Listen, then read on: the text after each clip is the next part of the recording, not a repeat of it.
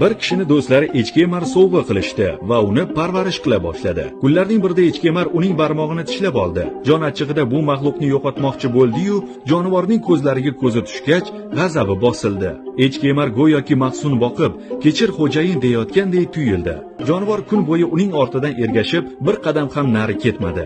Ertalab uyg'onib qarasa, do'sti tuni bo'yi yonidan jilmay, undan ko'z uzmay turganini ko'rdi. Ichidan qanday g'amxo'r hayvoni borligini o'ylab suyundi. Bu mamnunlikni kechagi jarohatlangan barmog'idagi chidab bo'lmas og'riq buzar edi. Echki emarni olib shifokor ko'rigiga bordi. U yerda ma'lum bo'lishicha, echki emarni bu turi zaharli hisoblanib, zahar kuchsiz bo'lganligi sababli o'lja birdaniga o'lmagan. Shuning uchun bu aqlsiz maxluqlar o'ljani avval tishlab, keyin uning o'lishini poylab, ortidan ergashishar ekan. Qissadan hissa.